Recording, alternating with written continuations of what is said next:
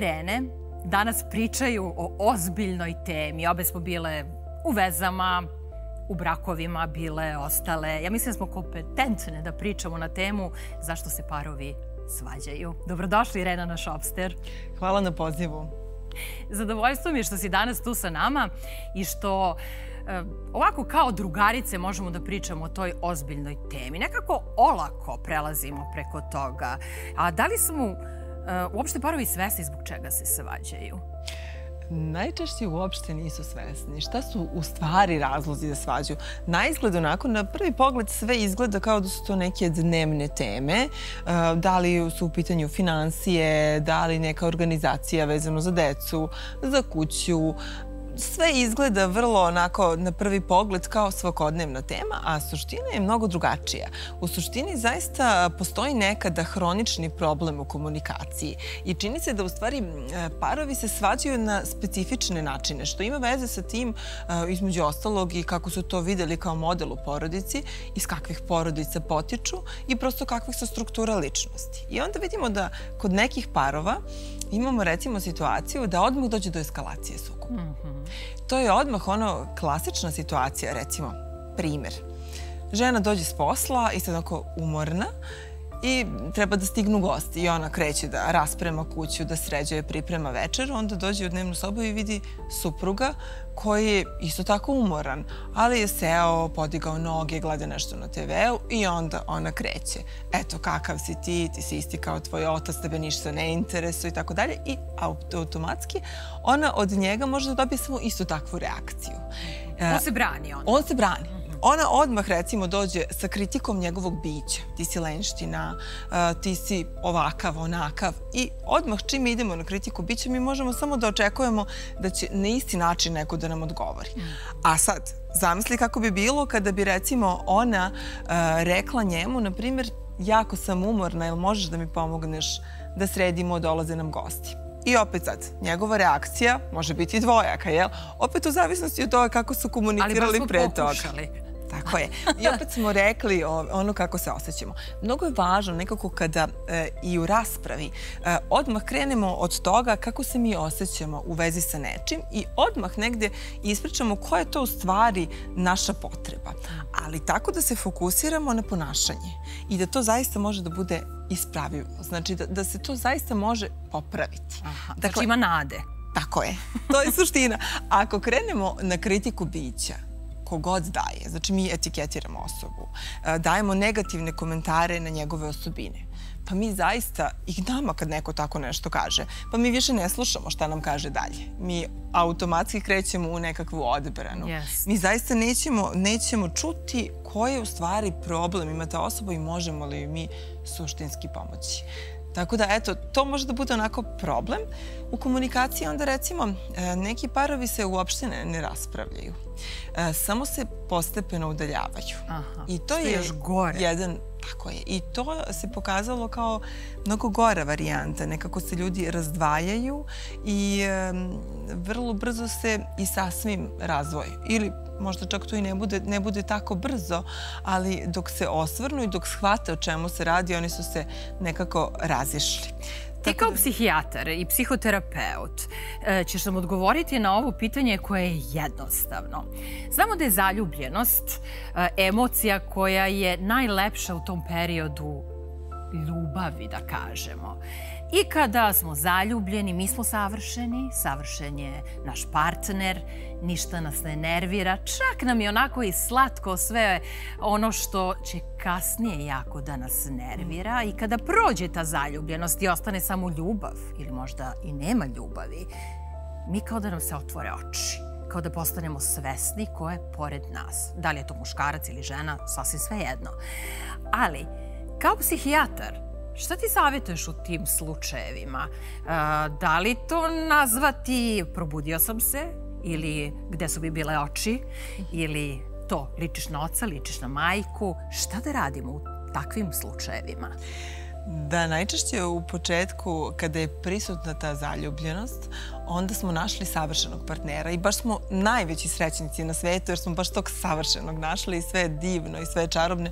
Ako i ima neku manu, to je neka manica koja je gotovo simpatična kod te osobe i to traje neko vreme dok mi budemo u tom uverenju da to stvarno jeste savršena osoba i zaista je to neki onako neponovljivi doživljaj, ali doživljaj koji apsolutno izlazi iz konteksta realnosti.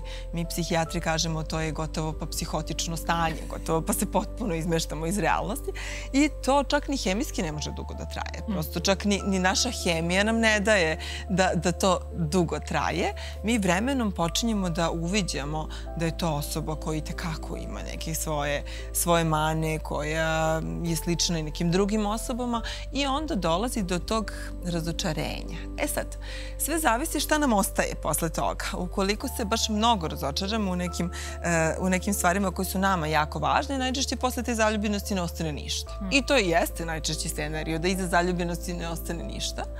A ukoliko ipak ta osoba ima neke vrednosti koje su nama važne u našem vrednostnom sistemu, onda kažemo, pa to sad već postaje ljubav, onda mi prihvatamo i one ostale stvari i nekako to sad već postaje onako jedna celina.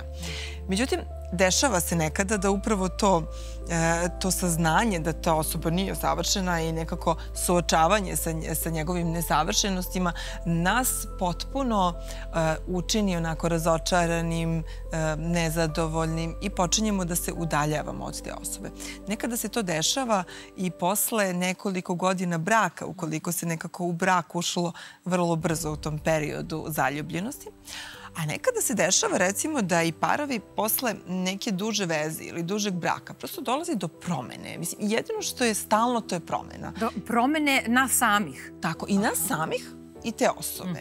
Nekako, zaista je promena jedino stalno i mi to često govorimo i to jeste nešto što nekako treba da dopre do svakog čoveka, da u stvari se mi menjamo, mi nismo isti. Znači nešto što nam možda nije smetalo kod te osobe počinje da nam smeta jer smo se mi promenili ili ta osoba. Tako je. I to je ono što mi često vidimo i u partnerskoj terapiji, recimo.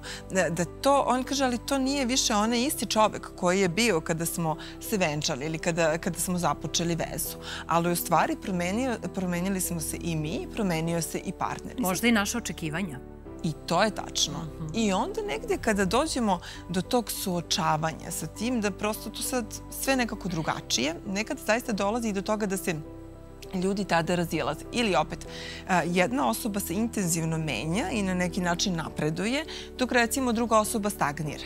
I onda posle par godina nekako dođe do toga da se ti ljudi ipak raziđu. Sad, šta je tu recimo značajno? Ako bismo analizirali, možemo li mi da procenimo na početku veze jesu li to ljudi koji mogu da stupe u brak ili da budu u vezi koja će zaista trajati dugo? I da stupe u brak koji će trajati dugo, moram i to da napomenem i to je važno napomenuti sad. I onda se poslije pitanje kao šta bi bilo recimo kada bi par došao kod psihoterapeuta na početku odnosa i pitao terapeuta jesmo li... Stvarno, da li bi to trebalo upražnjavati? Što da ne? To bi bilo jako lepo, to bi bilo super, ali se to uglavnom ne dešava jer su ljudi toliko zaljubljeni da najčešće bude ona varijanta pa da mi smo jedno za drugo, pa mi se u svemu slažemo, to je sve tako divno. Ali recimo, kada bi došli, terapeut bi mogao da im kaže, recimo, vi imate potencijal da budete u jednoj stabilnoj zajednici koja bi mogla da traje, da imate samo potencijal. Jer ono što je najvažnije da bi bio neko u zajednici koja traje, bez obzira je li to brak ili veza, pre svega je da su to ljudi koji imaju slične porodične vrednosti. To je u stvari glavni problem. To je ono što je suština. I to je ono kad kažu gledaj porodicu iz koje dolazi taj partner. Ima ljudi koji imaju problem uopšte da uspostave bliskost. I ima ljudi recimo... A zašto? Jer se plaše? Da. Kako raditi na tome? Jel to jeste jedan od uzroka zbog čega parovi više nisu zajedno? I to može da bude problem. Često se dešava da kada ljudi recimo imaju problem sa tim da naprave blizak odnos, da onda i biraju, i to nesvesno, biraju partnere sa kojima ne mogu da realizuju stabilan odnos. Recimo, pa onda biraju partnere koji su, na primjer, narcističke strukture ličnosti i oni prosto ne mogu da se održe, ne mogu da ostanu dugo u odnosu. Ili biraju partnere koji su, recimo, koji su već u partnerskim vezama, koji su zauzeti. Ili uopšte partnere sa kojima zasigurno iz nekog razloga ne mogu da opstanu u toj zajednici. To zbog straha, da se prepuste, je li to? Recimo, da, možda bismo tako pojednostavili, ili bazično, da, možemo tako i da kažemo, zbog straha. U suštini zato što imaju duboko uverenje da oni ne mogu da se povežu sa nekim, da traju, ili recimo imaju problem da se izmeste iz primarne porodice zbog jakih veza koji su sad već i patološki u određenim godinama sa primarnom porodicom. Imaju problem da se izmeste, da negde nastave dalje, imaju recimo problem da odrastu, da pređu na neki sledeći nivo razvojni. To su sve razlozi recimo zbog kojih ljudi na specifičan način odaberu partnera sa kojim inače recimo neće moći dugoročno da postanu vezi. Ima onda onoga da nije da se suprotnosti privlače ili da? To je sad zapravo pitanje kako mi odaberemo nesvesno tog partnera. Da li tražimo drugačijeg ili istog kao što smo mi? Nekako ne možemo baš tako striktno da kažemo drugačijeg ili istog, ali ono što je sasvim izvesno to je da nam bude, da bude takav, da nam potvrdi neka bazična uverenja koje mi imamo o sebi. U stvari, iako mi tih uverenja nismo svesni, ukoliko recimo mi imamo problem sa tim da se razdvojimo od primarne porodice ili recimo da odrastemo, da načinimo sledeći korak, mi ćemo često birati u stvari partnera koji je nekako i sam nedovoljno odgovoran ili recimo nije spreman da se veže, pa kažemo, to je sad popularno reći, ja nisam spreman za vezu, jel? Vidiš, zanimljivo, razmišljala sam drugačije, da tražimo baš neko ko će da nas pogura, ko će da kaže oslobodi se, prepusti se. Nekada to deluje čak na površini i da tražimo takvog, ali po pravilu postoji uvek neka zamka, neka caka i mi u stvari idemo ka tome da nam neko potvrdi ono u što smo mi se davno uverili o sebi. A da li Srbi, kad kažem Srbi, zaista mislim zato što smo onako zatvorena nacija kada su te škakljive teme u pitanju. Volimo da to ostane iza naših vrata, da komšija da ne čuje, a kamoli sad da odeš kod neke nepoznate žene pa ispričaš šta je u tvojoj spavaćoj sobi. Ali koliko smo otvoreni da pričamo o svojim odnosima, o tome da li se svađamo, da nam neko pomogne, da li smo slobodni da tražimo pomoć kod psihoterapeuta? Situacija je sve bolja. To je ono što se uočava, ali i dalje nedovoljno dobra. I dalje se nekako dolazimo do toga da se ljudi javljaju onda kada već postoji ozbiljan problem. I često u situacijama kada već nema osnova da se nešto postigne dobro. Znači, da bi ljudi radili na odnosu, bitno je da i dalje su oboje jako motivisani da taj odnos traje, da postoje ljubav između njih dvoje, a ne da je već jedna osoba izašla potpuno iz odnosa, okrenula se nekoj drugoj osobi, onda je već nemoguće raditi. Naravno, ima ljudi koji se i rastanu pa dođu na terapiju para da bi imali dobar odnos u vezi sa decom. I to je isto zdravo, jer oni se nikada ne mogu rastati iz roditeljske uloge. To je ono što je jako, jako važno. I što mnogi od nas ne razumemo i ne shvatamo do kraja. Da nije ono volim decu dokle volim ženu i obratno, mislim, muža. Da je to problem. To je važno, iako je to teško. Teško je uopšte rastanak, posebno ukoliko par ima i decu, je dodatno, naravno, težak, jer ti ljudi se moraju susretati nekako, moraju imati neku komunikaciju i prosto jako je važno tu sad izbalansirati i razdvojiti taj partnerski odnos od onog roditeljskog odnosa. Jer je jako važno da taj roditeljski odnos ne strada više nego što je stradao samim momentom. I šta predlažete? Šta predlažete osim razgovora, otvorenog onako iz srca razgovora dva partnera? Šta psihoterapeut predlaže?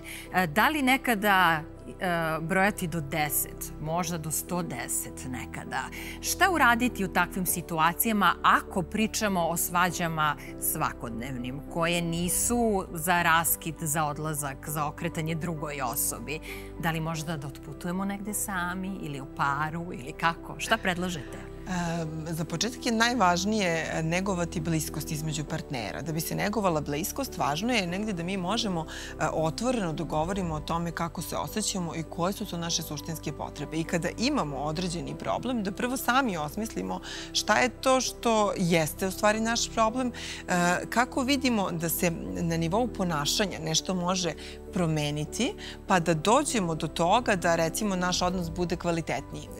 Partnerski odnos je svakako podrazumeva kompromis. A kompromis u stvari podrazumeva da mi odustanemo od nečeg. To već ima onako neki depresivni predznak. Naravno, šalu na stranu. Ne, ja to vidim drugačije. Ja tebi dam ovde, ovde štrpnem, ovde dodam. To mi nekako jednostavnije. To je poenta. To je poenta da ne zvuči. Ovo je sad sa moje strane bila šala kad kažem depresivni predznak, zato što ljudima to uglavnom tako kompromis. Znači, to je nešto, moram sad da odustanem od nečeg važnog. A u stvari je poenta upravo u tome. Ja ću odustati od nečeg, od nekog dela, nečeg što je meni važno, ti ćeš odustati od nečeg tvog i onda će nam biti lepo zajedno i to je potpuno okej da je svako od nečeg odustao. Sad, gde je zamka? Zamka je kad odustanemo od nečega što je nama jako važno. I tu u stvari dođemo do problema i tu onda može potencijalno kasnije da dođe i do razilaženja. To je ono kad treba da uvidimo da li su te čarke i svađe svakodnevne, benigne ili dolazimo do situacije kada kažemo ja preko ovog ne želim da pređem, jer to nisam ja. To je sad taj ključni moment. Nekada smo ulaskom u neki odnos, recimo, odustali od neke naše vrednosti, od nečega što je nama jako važno, da bismo bili sa tom osobom, jer je ta osoba možda imala neku drugu vrednost. Međutim, došlo je to negdje na naplatu i mi se suočavamo sa tim svojim izborom i vidimo da ne možemo preko toga da pređemo ili prosto u tom razvojnom smislu je došlo do nekog razilaženja i osoba sada više nema neku vrednost koja je nama važna. Možda je nešto postalo važno u našem vrednostnom sistemu kasnije, tokom braka, a da nije bilo na početku. Menjamo se. Tako je, menjamo se. I onda kasnije negdje to dođe na naplatu, oni vide da ne mogu, da ipak to su neki kompromisi preko kojih u ovom sadašnjem trenutku ne mogu da pređu i onda u stvari dođe do toga da se oni razilaze i onda kažemo to sad više nije ono svakodnevna svađa koja najčešće u pozadini ima ono vredno ime i primeti me. I to je ono što ima pozitivne strane, jer ne valja da se ne svađamo u vezi. Jer ništa nije savršeno. I to je trenutak da mi iskažemo svoje mišljenje, ono što želimo da promenimo, a bez... Šteta što dođe do svađe, ali jednostavno primeti me, tu sam, ako malo više pustim glas, tad ćeš me primetiti. A šta kaže struka? Da li treba otputovati? Da li otići kada se posvađamo, recimo, oko raspodele posla, možda seksa? To su sve problemi u vezi. To je česta tema o kojoj treba razgovarati. Da li treba otputovati? Da li otići zajedno ili se spakovati, otići sa prijateljima ili otputovati sam? Šta struka kaže? Prvo, rešiti problem pa putovati, a putovanje obavezno. To je nešto što je jako važno, nekako da parovi imaju prostora za zajednička putovanja, da nekada budu sami na tim putovanjima. Neka to bude i na 2 dana, neka bude negde jako blizu. Nema veze gde, bitno je da imaju prostora i da se izmeste, da budu zajedno, da nekako da se vrate u onaj period kada su se zabavljali, jer u stvari tad im je bilo i najzabavnije. To je bilo ono kada ništa drugo ne vidimo, samo njega i sve je savršeno, sve je lepo. Ja mislim da je ovdje i pravi trenutak da pozovemo sve gledaoce Shopster TV-a da posete naš sajt shopster.rs i čuli ste doktorku, kaže da su putovanja dobra za jednu zdravu vezu, a kod nas imamo rešenje za sve što je potrebno za putovanje. Dakle, to možete da potražite kod nas na sajtu. Kofere, sve što vam je potrebno za jedno dobro romantično putovanje interesovanje ili pozovite 011 4545 400. Čuli smo zašto se sve parovi svađaju, ali kada nam prijateljica kaže ne znam zašto se vi svađate i zašto ste tako mrzovodni, moj muž i ja se uopšte ne svađamo ili moj dečko i ja se uopšte ne svađamo, nama je idealno. Da li ona nije svesna svoje situacije ili je zaista sve kako treba? Ili se plaši, ili je sramota. Da li postoje idealne veze u kojima nema čarki? Makar ujutru kada ustanu da razmenite neki onako pogled oštar ispod obrve. Ne postoje idealne veze, a tamo gde nema čarki i to nije idealna veza. I to je isto problem. Potpuno je prirodno da dođe do neke vrste sukoba. Samo što će svako iz svoje pozicije. Postoje ljudi koji inače nisu skloni tome da uopšte da podignu glas, da se svađaju. Prosto oni će nekako pokušati nekim mirnim putem da to razreše. Ali ono što je važno da postoji, to je ljutnja. Ljutnja je zdrava. Ljutnja je potrebna emocija, jedna od osnovnih emocija. Ljutnja nas u stvari vodi ka promeni. Ili mi menjamo kada osetimo ljutnju ili tražimo od onog drugog nekakvu promenu. Tako da ljutnja jeste jedna pokretačka emocija i to je ono što jeste dobro, samo je jako važno da znamo kako se usmeravamo kada osetimo ljutnju. Znači da se uvek usmeravamo na promenu ponašanja. Mi nećemo osobu promeniti. Mi nećemo promeniti biće. Naš partner... I to je bitno, Irena, mislim, izvini što te prekidam, reći da u tom trenutku ne treba pominjati prethodne svađe, nadovezivati se na nešto. Znaš šta je bilo u oktobru prošle godine kad sam ti ja rekla? Da ne treba... Čuvano jesam ti rekla. Jesam ti rekla, jeste. Da ne treba vređati, omalovažavati. Sve raditi nešto što mi ne bismo želeli da nama rade i da bi to trebalo izbegavati u tim svađama. Pričamo o svađama na nivou pomirit ćemo se, a ne raskidamo, odlazimo zauvek. Da poštujemo tog partnera. Mislim da je to najbitnije, da nekako damo i savjet gledaocima i da to brojimo do 10 pre nego što nešto izgovorimo. A da ne pričamo sad o tim pričama kada smo oprostili neverstva, isto tema koja je jako škakljiva i česta. Vrlo osetljiva. Da je ne pominjemo. Ako smo prešli preko toga, da se ne vraćamo i kažemo a ja sam ti to oprostila ili već. Da, jer u stvari stalno onda ulazimo u emocionalnu ucenu, a to je ono što nam ne treba. To nikome od nas u stvari ne treba u odnosu.